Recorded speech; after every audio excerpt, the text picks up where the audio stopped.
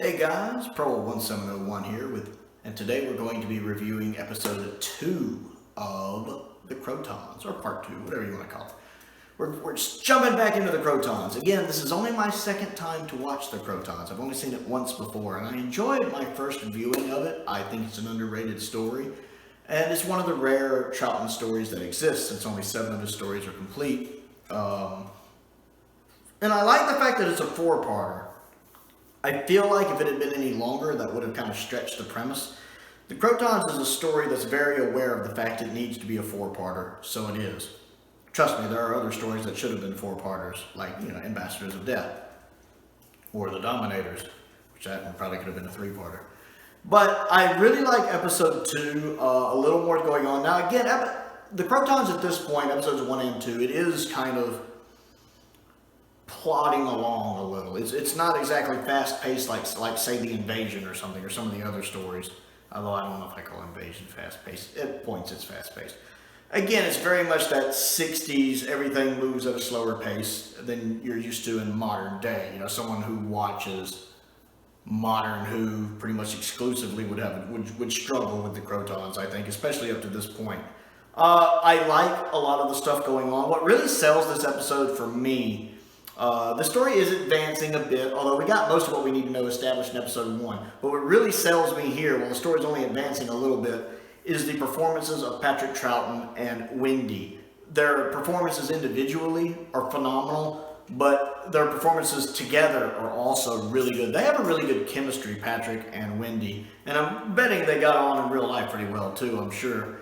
But their chemistry on screen is very noticeable, and they really have this kind of almost father-daughter relationship. Troughton's, or the second Doctor's views toward her feel very paternal to me.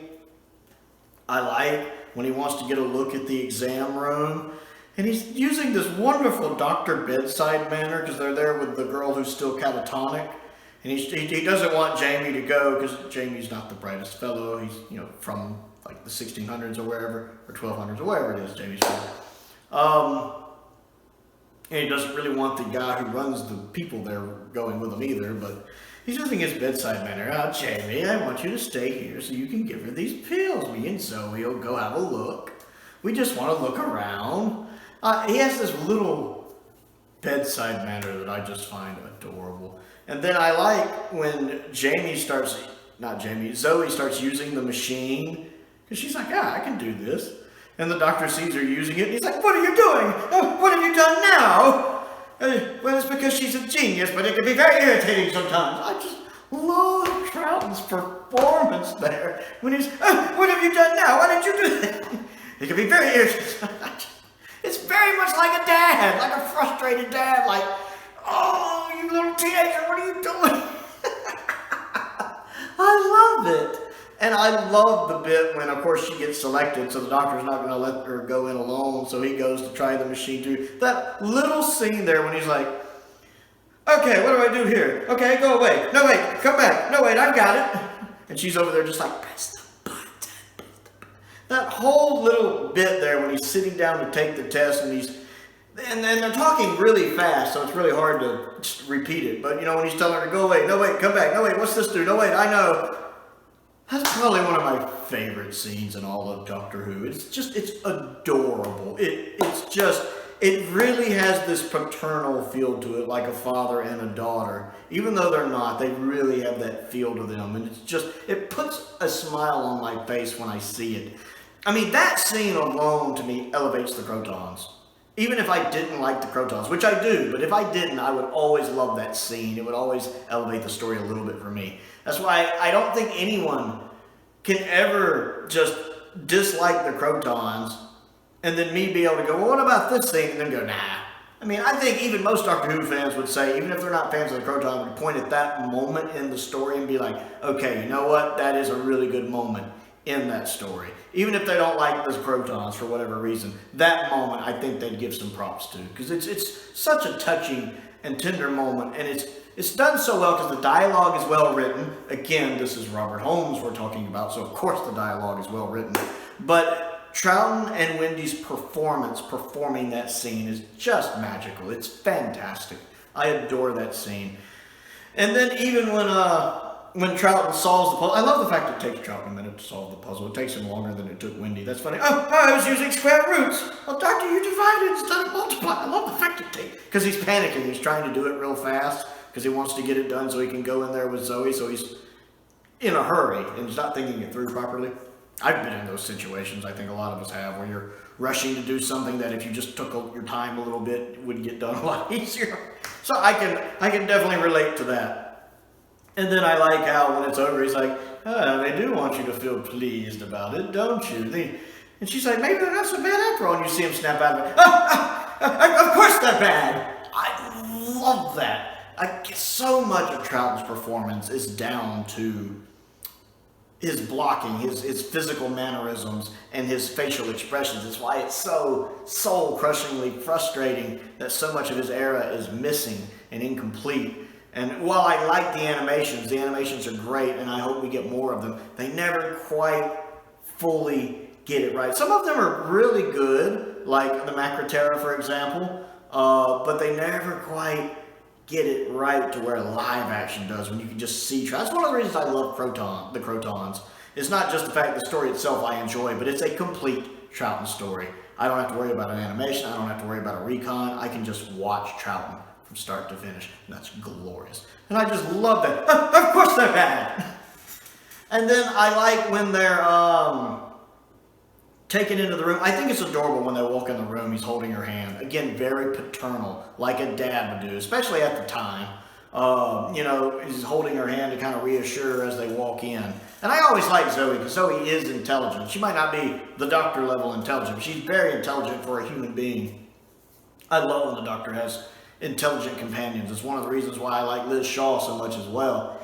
I'd love to see that again in the modern show with them, to have somebody that can really mentally keep up with him. But I like when they're being scanned by the thing or whatever, and it's, scanning them. The way that is shot is really well done. I think for 60s Doctor Who, it does a really good job with the little force field around, that little swirly thing to show the force field, and then how it uses these odd camera lenses on Zoe and the Doctor when they're, it does this weird kind of perception thing with whatever lens they're using there. It's very effective to show that they're undergoing something. I really like the way that's realized. And the interior of the ship really does take a very minimalist approach. Again, a lot of times in Doctor Who, they're very clever with this. The Mind Robber is very effective about this too, of considering the budget of the BBC at the time, taking this minimalist approach really lends itself well. And I think that really works in the black and white medium of 60s Who. One of the reasons the Web Planet fails isn't that it's a bad story. It's a very ambitious story. It's because the realization of the story is so bad, it just fails. Whereas taking this more minimalist approach and working within your budget works for stories like The Mind Robber and the Krotons for the most part. The downside of the Krotons is, of course, the Krotons themselves. To me, this is the weakest part of the story, is the Krotons themselves. I like their head. The little diamond head, that's cool. That looks pretty sharp. When you're seeing shots of just their head, it's pretty neat. It's the body that fails. And we do see them show up toward the end of part 2. And that's pretty cool how it works after the Doctor and Zoe get scanned, how they see that little aquarium basically with the water in it, and listening to them talk about it, and the Doctor taking the sample and talking about how not all life starts the same on every planet. Not everything is, based on the same kind of organic structure we are. And that on this planet, the Krotons are based more on a crystalline structure. And that's really neat to actually see them form in the water. It's a pretty neat little effect seeing them form themselves and get out. Now again, it falls apart a little bit because their outfits, from the neck down are awful, with the little unthreatening arms and the body and that little skirt around the legs. That's where it really kills me, is the legs, because it's just a little like cloth skirt and they kind of wobble. It's really, like, for a 60s kids show, it's passable, but trying to watch it as an adult today, it is a little laughably silly. And if that's people's main contention with the Krotons, I can understand that. I do like seeing seeing the Doctor and Zoe get away right there. And then, of course, Jamie, they want to scan Jamie because they think he's as smart as the Doctor and Zoe, but he's not. And that's a pretty good cliffhanger of him passing out, because, you know, you hear them saying, he's not very intelligent, this process will kill him, and then you see Jamie, and that's used pretty effective on him, too, when he's being scanned with a little swirly force field, and him, that's done pretty well. It's a nice little cliffhanger, not one of the best, but it works, it's effective. I like episode 2. Again, the story doesn't advance a whole lot, and it is kind of plodding along a little bit.